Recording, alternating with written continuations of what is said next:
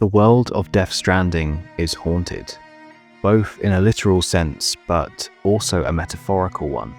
If you're familiar with my channel, you'll know I'm a bit of a horror enthusiast. It's by far my favourite genre. This is in large part thanks to its more unrestricted nature, which allows creators to explore themes and stories that would otherwise feel out of place. And whilst I wouldn't attribute Death Stranding to being a game that belongs to the horror genre, it does borrow elements from it. In this video, I want to dissect this aspect of the game, and how it directly influences both the gameplay and the story. So join me as we explore the bizarre and disturbing world of Death Stranding.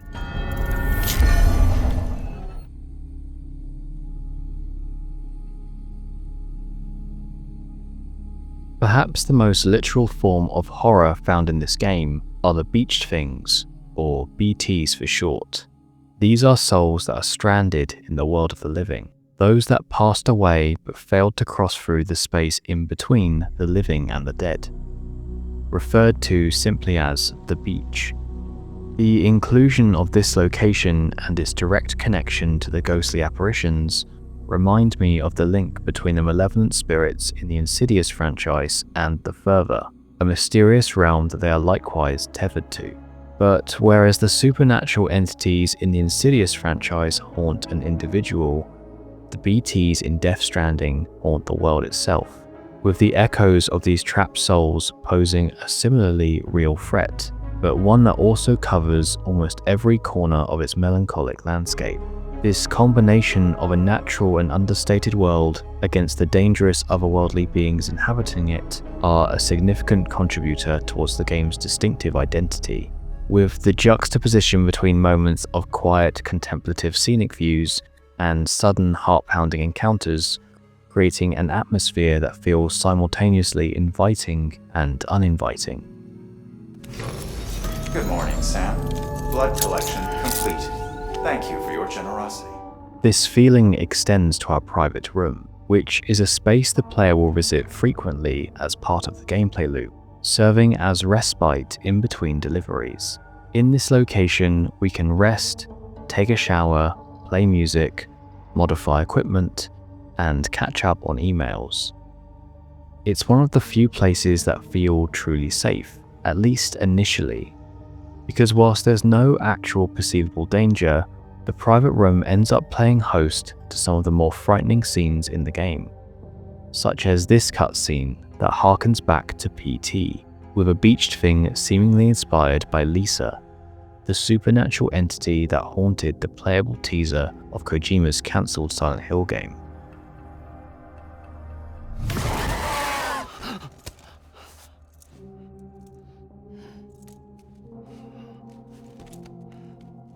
This moment was not only incredibly unexpected, but also confirmed the randomized nature of the private room. In reality, scenes like this are extremely rare, with only a small likelihood that they'll actually occur. But due to how much this PT-inspired scene took me by surprise, every time I entered the private room following it, I couldn't help but feel just slightly on edge, as though I could never allow myself to lower my guard completely, just in case. It's a great example of a developer using horror tropes to subvert our expectations by toying with the concept of safe spaces within a game.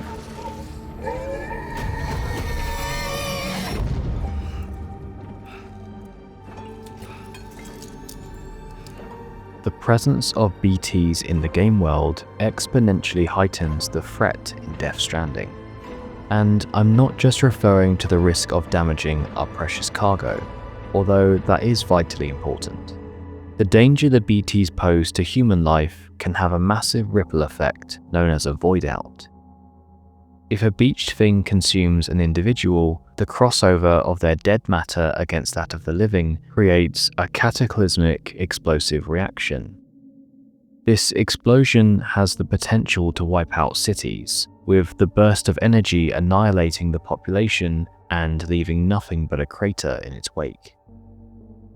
Whilst our playable character Sam Porter-Bridges possesses a far lower risk of dying and therefore triggering a void out, thanks to him being something referred to as a repatriate, The risk of these crater-sized explosions remains ever present in the story and during certain moments of gameplay. In most post-apocalyptic settings, the near-extinction level event has already taken place. The stories surround the remaining survivors picking up the pieces and trying to endure the newfound environment. For example, in Fallout New Vegas, one of my favorite games, the bombs have already dropped. 200 years later, we step in the shoes of a survivor that has to navigate the scarcer resources and mutated enemies born from the increased radioactive exposure. But aside from specific moments, the immediate threat posed by the nuclear warheads is no longer present. In Death Stranding, not only has an extinction event leveled civilization, but the Voidouts pose a continued large-scale threat years later. This also isn't solely due to the BT successfully consuming an individual, but the passing of human life itself. As explained by the character Hartman, Death Stranding's concept of death draws inspiration from Egyptian culture, where rather than death being considered an instantaneous state, it is instead a gradual process. When an individual dies, their soul vacates their body. It then passes through a transitional space called the seam and onto the beach, before finally reaching the afterlife. But in some cases, these souls will try to return to their bodies after death, a process referred to as necrosis. Corpses therefore need to be disposed of to sever the connection between the body and soul. Those that are not incinerated or thrown into the lakes within 48 hours risk going necro, a process that, if successful, culminates in the creation of a beached thing and risks a void out. One of the game's earliest cutscenes was very effective at emphasizing these elevated stakes, whilst also feeling like a scene pulled straight from a horror film.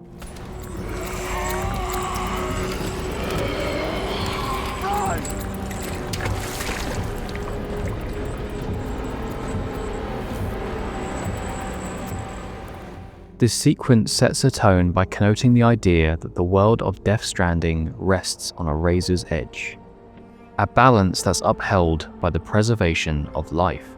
This simultaneously serves to underpin the importance of using non-lethal tactics to dispatch human enemies, which created a precedent that really impacted the combat experience for me. As whilst I typically seek out non-lethal options in games, this is usually for the sole purpose of maintaining my character's moral compass, or obtaining the best conclusion to a questline. When combat does initiate, like many of us, I'm relatively desensitized to the bloodshed and rarely give little thought about the enemies I'm dispatching. But in Death Stranding, the contextualization gained from the world building and its perilous implications result in different rules of engagement. Killing humans feels antithetical to the theme of humanity's fragility, and the more wholesome philosophy presented by the story's focus on reconnection. In terms of gameplay, prioritizing non-lethality also mitigates the risk of creating a BT-infested crater in the game world, or having to take a lengthy detour to an incinerator during a delivery. It also upsets our bridge baby Lou, which is something that I didn't want weighing on my psyche either.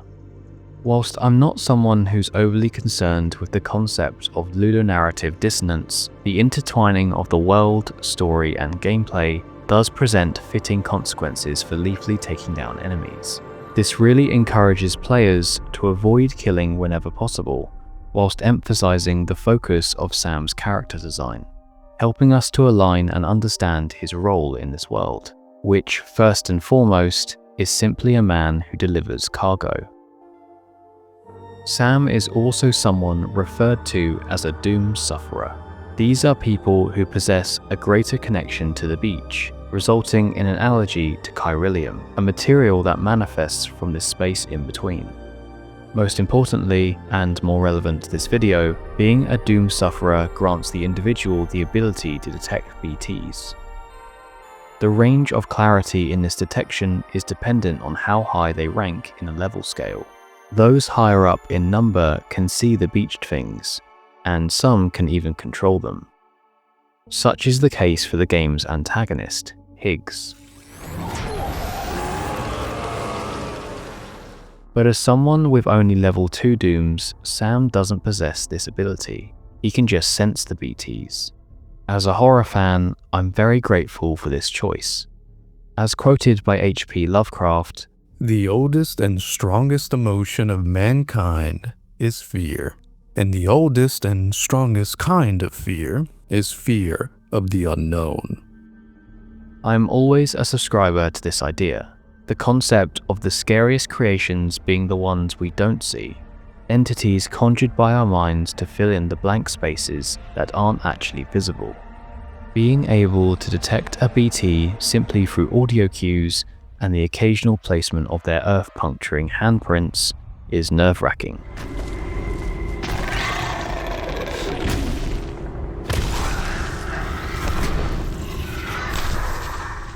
Although that's not to say we can't see them at all. The bridge baby I mentioned earlier, Lou, serves as both our companion throughout the journey and a useful tool. This is due to Lou's connection to the beach from her role as a bridge baby. The BB units are created through the cesarean birth from a brain-dead mother. This tragic and distressing event creates a connection between the still mother's womb and the beach, with the BB unit's pod likewise simulating this environment and even maintaining the connection. Something that, in conjunction with Sam's own history and level 2 Doom's abilities, allows us to visualize the BTs using the scanner connected to Lou's pod, named the Odradek.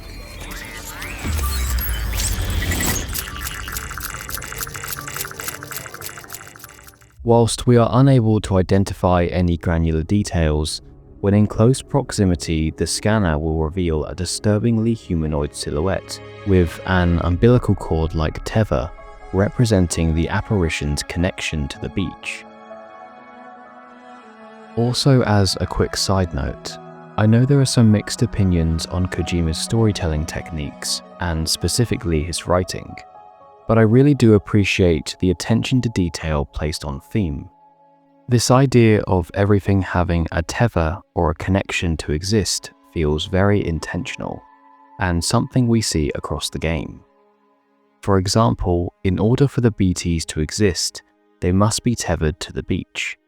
If we sever this connection, the spirit ascends and passes on, sometimes even sending us likes as gratitude. For Lou to operate effectively, the similar umbilical cord-like wire needs to be connected to Sam. Without it, the Odradek scanner doesn't work. And more broadly speaking, for humanity to survive and rebuild, they must join together and reconnect through the chiral network in unification. It connotes the idea that all aspects of life have an anchor point, something that when connected makes them what they are, for better and worse. Through the BTs, we learn that some anchors should be disconnected, as their sole purpose is to weigh the individual down, preventing them from being truly free. But on the contrary, some connections bring us together and make us the sum of all our individualized parts. It's a really interesting theme and one I'll be dissecting further when discussing the game's characters. But for now, returning back to the aesthetic of the BTs, I find their design to be really impactful. It's very much a less is more visual approach, with their floating dark hazy appearance connoting the idea that these beings are Death Stranding's versions of paranormal ghosts, apparitions with questionable sentience. It's unclear whether their intentions are malignant or if their actions are simply residual. Echoes of those who had autonomy over their souls before, now overcome with a singular, instinctive and disruptive purpose. There is a section of the game where we don't have BB with us, and trying to evade the beach things without Lou's assistance is not only extremely difficult, but also incredibly stressful. Utilizing the Odradek is therefore our most viable means of navigating BT territory and surviving. But the reliance on this device also serves as a gameplay mechanic to heighten the player's suspense. As the closer we get to a BT, the more the sensor begins to fluctuate. The sound design of its rapid activation matching our own rapidly increasing heart rate. If the proximity between the player and a BT gets too close, the Odradek will glow orange and begin to spin viscerally, indicating our imminent discovery.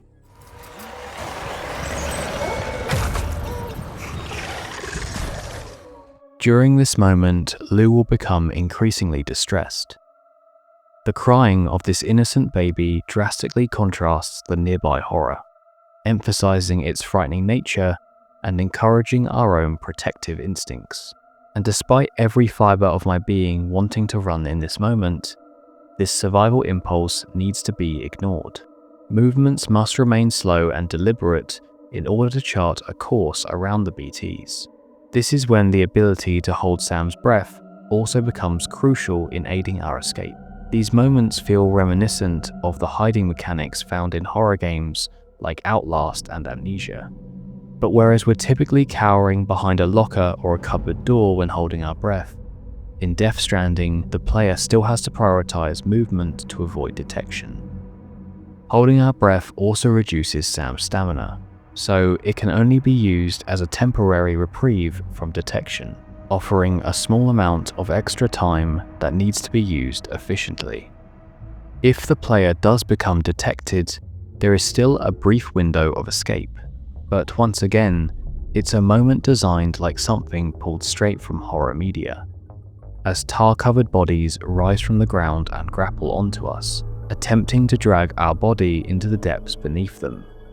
It's almost akin to the feeling of underworld-dwelling entities attempting to lay claim to our living soul. In this moment, and if stamina and luck are on the player's side, Sam can break free from their grasp.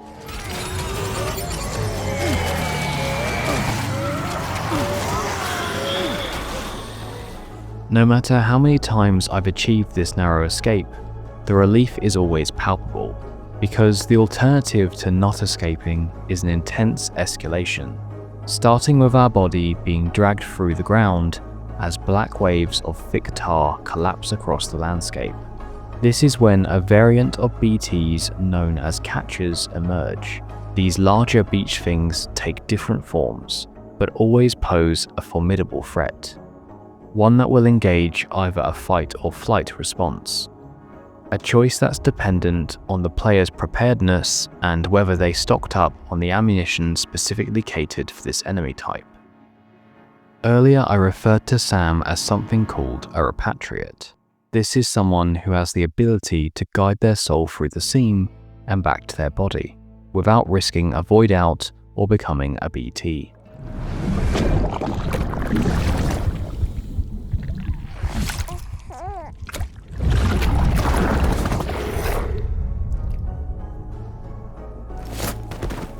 This also allows his DNA to be utilized in the creation of anti-BT weapons, providing our most effective means of defense against this otherwise invulnerable adversary. The first weapon we're able to fabricate are the hematic grenades. These are created by mixing explosive material with Sam's blood due to its repatriate qualities. When detonated, the grenades erupt into a cloud of saturated red particles, which I found to be oddly satisfying.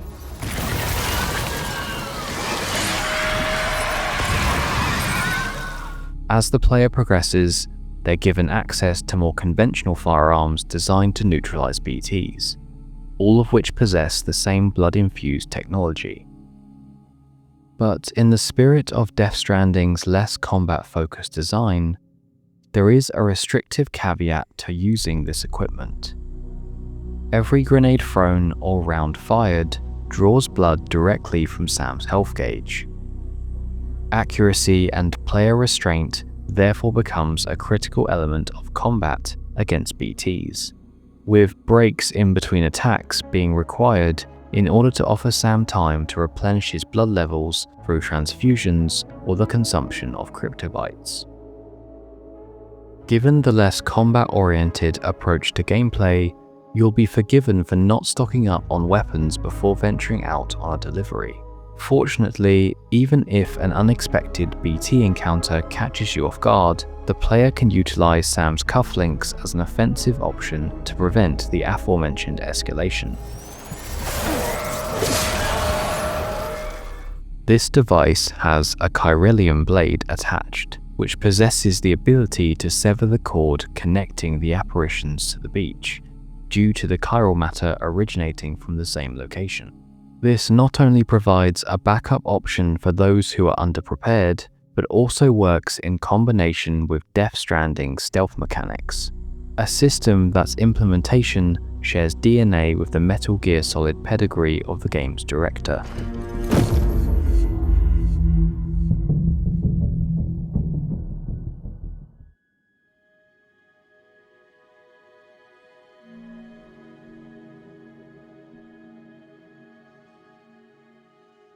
Whilst the beach things represent Death Stranding's versions of paranormal entities, they aren't the only aspect of this world that's haunted. In Mike Flanagan's horror Netflix show, The Haunting of Hill House, there's a specific line of dialogue that encapsulates the idea behind a ghost. When asked if he's seen one before, the character Stephen Crane explains, "I've seen a lot of ghosts. Just not the way you think. A ghost can be a lot of things. A memory, a daydream, a secret, grief, anger, guilt. But in my experience, most times, they're just what we want to see. Most times, a ghost is a wish." The idea that a ghost can represent more than just a paranormal entity and instead be used as a narrative device to define a character's backstory is one that's really compelling to me. And as you've probably guessed, it was the inspiration behind the name of this channel, which, if you've also seen other videos of mine, you may remember a line I've referenced from John Truby's book, The Anatomy of Story, specifically the description that a character's ghost is an event from the past that is still haunting the hero in the present. In other words, it's something that possesses a hold on the individual, acting as an internal opponent which tries to dictate their actions. Death Stranding's world and cast of characters feel as though they were built around this concept, but the game takes it a step further through its thematic emphasis on connections. It's important to note that in this section of the analysis, I'm going to be examining key characters alongside the story content of the game. If you wish to avoid spoilers, I'd just like to thank you for watching up until this point. Perhaps one of the best examples of the aforementioned theme stems from our playable character, Sam Porter Bridges. Sam suffers from something called aphantasmophobia. This is the fear of being touched.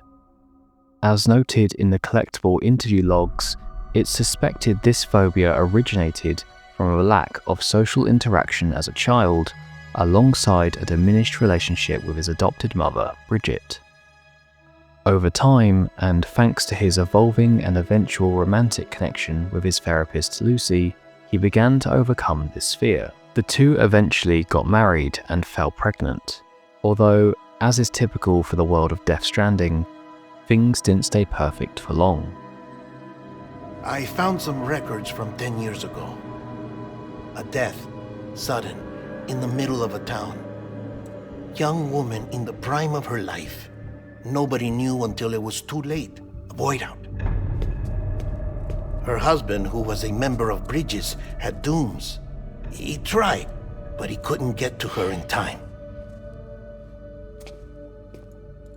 The whole town was wiped off the map, leaving nothing but a big crater and him, because he was a repatriate.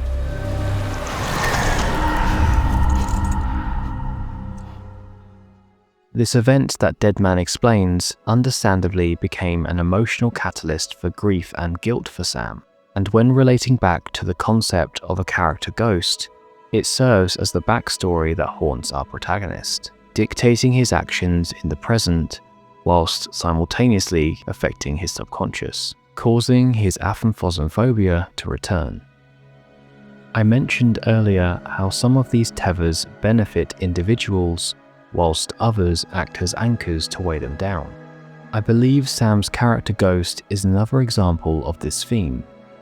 His attempts to reconnect America and bring people together is about much more than simply transporting cargo.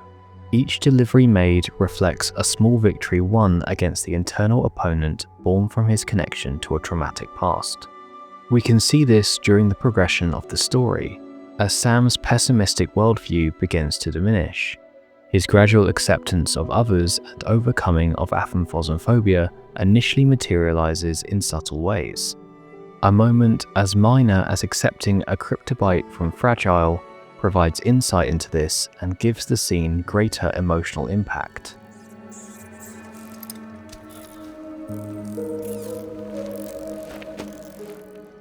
Then there are more amusing avert moments.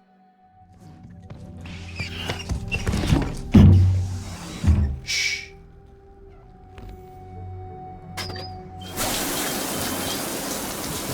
No one can spy on us in here. Such as his ability to remain patient through extreme discomfort when sharing a shower with the character Deadman. And just for context for those unaware, this was to allow them to have a conversation without being recorded by the private room's surveillance system. Well, Sam, you're a good sport, I'll give you that. But perhaps my favourite development from Sam is his growing bond with Lou, his bridge baby. Whilst Deadman initially refers to the BB units as tools and rejects the idea of their personification, Lou ends up serving as a connection that helps him overcome the loss of his unborn baby. Watching Sam grow out of the shadow of this ghost was like watching the cutting of the tethers trapping the souls of BTs to their harrowing existence. I also love the idea that the man responsible for reconnecting this haunted world is the one that originally wants nothing to do with it. The motivation behind Sam's mission to connect everyone to the chiral network was to honour the request given on Bridget's deathbed. But it ends up becoming a symbiotic relationship between each location linked and the progression of Sam's emotional growth and resolve.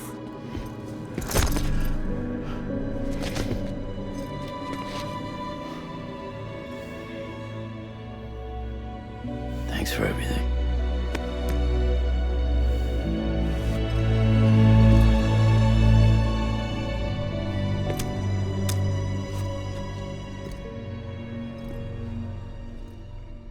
The concept of a character ghost is not limited to Sam, but the supporting cast as well. The character Fragile likewise shares a haunted past, driven by her desire for revenge against Death Stranding's antagonist named Higgs. A desire motivated solely by her connection to a single traumatic event. Forced by Higgs into making a decision that led to her carrying an atomic warhead away from a populated city, whilst running through a downpour of timefall he created. This rainstorm aggressively ages anything it touches, including buildings, vehicles, cargo, and the living. Due to its existentially terrifying effect, Fragile was left forever changed both physically and psychologically by this moment. Her journey to attain revenge and overcome this ghost progresses in tandem with our playable character's battle against his own internal opponent. The structural similarity of their backstories serves as an effective motivator to push the narrative along, as I began to look forward to every scene the two were together. The interactions between Fragile and Sam acted as insightful touchstones for their character development, showing the changes occurring in their states of mind, with their disposition towards one another shifting from strange unfamiliarity into welcomed company. This gradual acceptance reflected through cordial body language and dialogue, representing an evolving relationship and another example of a connection that benefits both individuals. Close your eyes. Now picture Amelie in her beach. There is also a character that more obviously reflects this theme of connection, as they are joined both literally and figuratively to a ghost.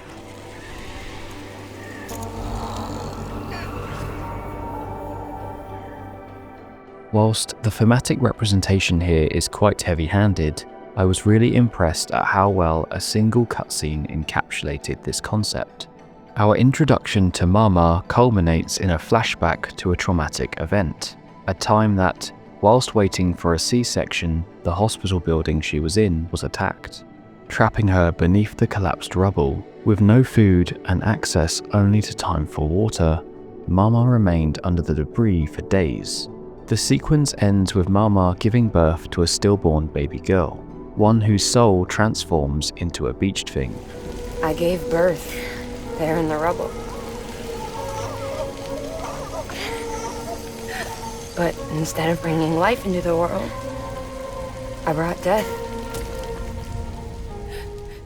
The character is therefore both emotionally tethered to this tragedy, but also literally connected to it in the form of an umbilical cord-like link. It's an anchor that is weighted in both positive and negative connotations. Through this cord, she maintains a relationship with the daughter she lost. But this connection not only serves as a constant reminder of this loss, but also physically ties Mama to the past, unable to leave the rubble where it happened without risking the severing of the cord.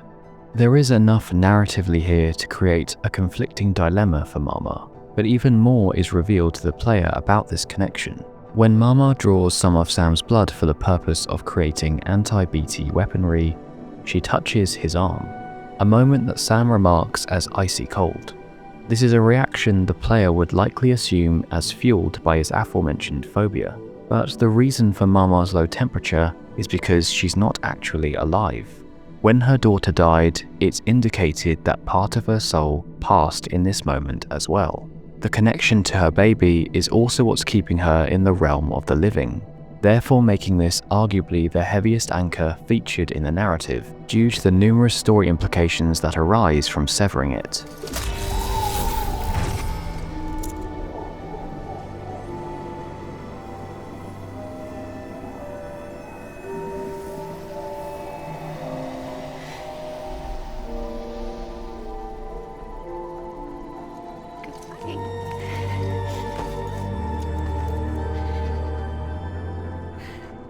Mama's story ends up introducing us to other members of the supporting cast: Lochner, her twin sister, and Hartman, another member of Bridges, and as you've probably guessed, someone who further exemplifies the theme of ghostly connections. Whilst undergoing surgery, Hartman's wife and daughter were caught in two simultaneous void outs, two craters that met in the middle, forming the shape of a heart. These same void outs also caused a shockwave to Hartman's life support during his operation, temporarily sending him to the beach, where he was surrounded by the souls who had just died, including his loved ones. After the emergency power activated, so did the hospital's defibrillator, bringing him back to the realm of the living. But upon his return, he was unable to process this loss. In a state of desperation fueled by grief, Hartman began intentionally causing cardiac arrests. This allowed him to create opportunities to search for his family on the beach. Over time, his emotional scars became physical ones, with the repeated attempts ending up causing damage to his heart. A decade later, his now deformed heart involuntarily goes into cardiac arrest every 21 minutes, with a defibrillator reviving him after 3 minutes of being clinically deceased.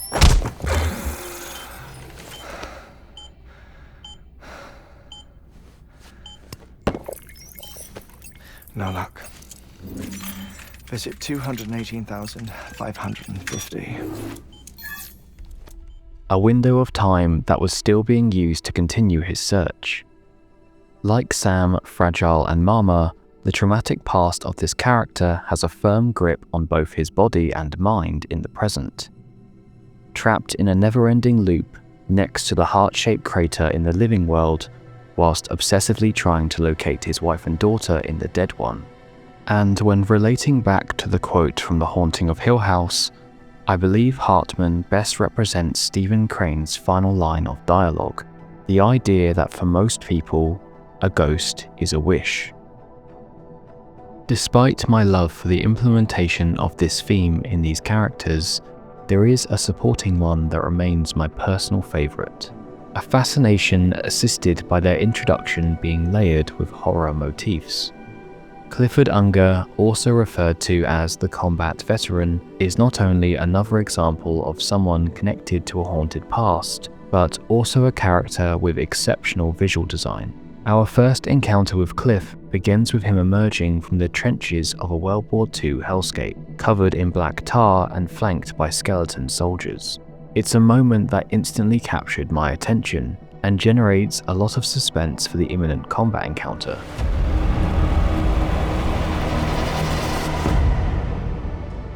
Upon closer inspection, you may notice this face is also familiar, and that's not just because Cliff is portrayed by Mads Mikkelsen, even though I must admit this casting did elevate the character's appeal for me. But this is also the face of the mysterious individual featured in the flashback sequences that occasionally trigger whenever Sam connects to Lou's pod. A link that's due to Sam's origin as an early form of a bridge baby, but more importantly, Cliff's biological son. I appreciate this is where the intersections of various characters and their histories can become a little bit confusing. On my first playthrough, I must admit I wasn't able to fully piece the puzzle together, and even now still occasionally struggle to wrap my head around the finer details. I believe there is valid criticism to the way in which this story's revelations are presented, with much of it being revealed through the interview logs, but I'm going to try to do my best to elaborate on the more relevant plot elements. He was U.S. Army Special Forces. Fought in Kosovo, Iraq, Afghanistan. That's him. Well, that's all I've managed to dig up so far. Cliff was a highly skilled soldier for the United States Special Forces, who left active duty due to his wife Lisa falling pregnant. Unfortunately, during her pregnancy, the couple were involved in an accident that rendered Lisa brain dead. His wife was then enclosed within a life support pod to prevent necrosis. His unborn child likewise placed in a pod that simulated her womb. You can probably see where this is going, with Sam acting as a prototype bridge baby and Bridget then wanting to move him to an off-site facility to conduct experiments, something his father was not going to comply with. After refusing the request for further testing on his baby, Cliff was given an opportunity to escape by a former soldier from his unit named John Blake McLean, otherwise known as Die Hardman, a member of Bridges Cliff held a close connection to. Die Hardman informs Cliff that nothing else can be done for his wife, and if he wanted to escape, he'd have to end her suffering. This prolonged scene showing Cliff readying himself to kill Lisa was devastating to watch.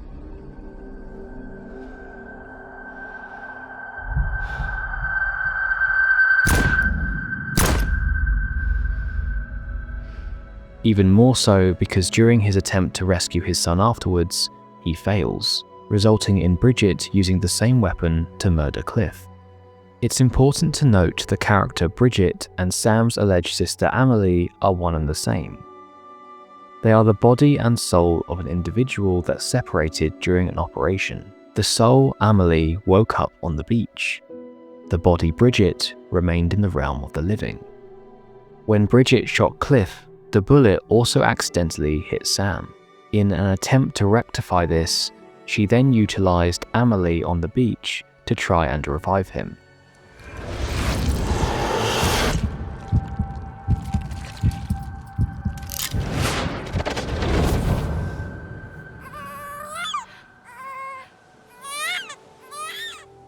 This event not only made Sam a repatriate, but simultaneously upset the balance between life and death, connecting the worlds of both together. Upon his resurrection and Cliff's passing, Bridget took Sam as her adopted son. However, the combat veteran's distressed soul began searching for his child after refusing to pass through the beach. The version of Cliff we encounter in the game is therefore a BT, a variant which maintained his identity and human form following his death. One who has mistaken Lou for his own child. He is quite literally a ghost that haunts the protagonist. Cliff Unger's story is one that interconnects with almost every aspect of Death Stranding, with actions that are solely driven by a connection to a ghost of the past, as he restlessly searches for his son from beyond the grave.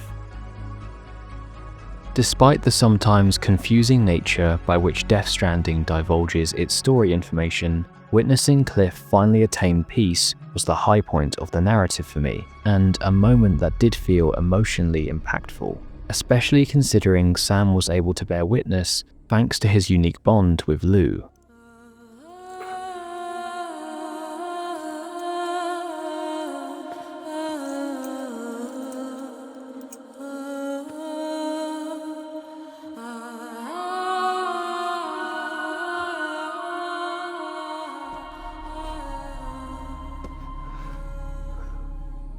It's also another example of a character severing a connection to a burden that's holding them back. And despite my mixed feelings towards the way in which this backstory is presented to the player, the flashback cutscenes are some of my favourites in the game. I sometimes find Kojima's style of writing to be a bit too heavy on exposition, rather than being used to express an individual's personality or a change in their emotional state. Dialogue often serves as a method of emphasizing theme or explaining the parameters of the game world. In fairness, I imagine a lot of this is a necessity to help explain the uniquely complicated nature of the worlds Kojima creates, but by comparison, I found the flashback sequences offer the opposite. They present smaller, more nuanced moments focused on the human interaction between a father and his baby, with a less is more style of writing that's minimal, conveyed mainly through expression and tone. It's also a very understated performance from Mads Mikkelsen, who I think was a great casting choice for this character. Getting a more layered performance for the character of Cliff was important, as this storyline ends up becoming the heart of the narrative and the origin of our protagonist. An origin story that feels as though everything and everyone is connected to.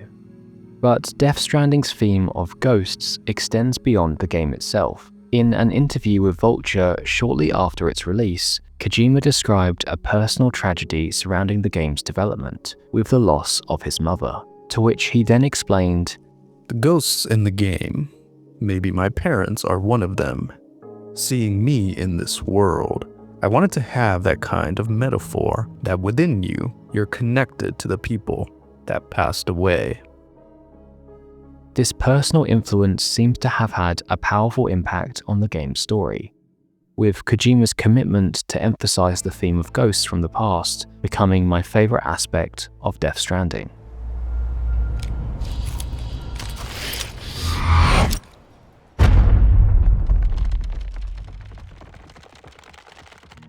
I understand there are some mixed opinions on this game, and I'd never dismiss the validity of those that didn't find the gameplay loop engaging. But the haunted nature of both the landscape and characters really contributed to the melancholic atmosphere for me, making even the quietest of walks through its understated world feel immersive and almost meditative.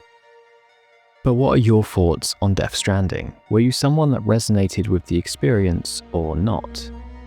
Either way, I hope you enjoyed the video. This is the longest one I've made yet, so I really appreciate you making it to the end. I believe our time is our most valuable currency, so I'd like to thank you for choosing to spend yours here. Until next time, keep on keeping on, and I'll see you later. Thank you.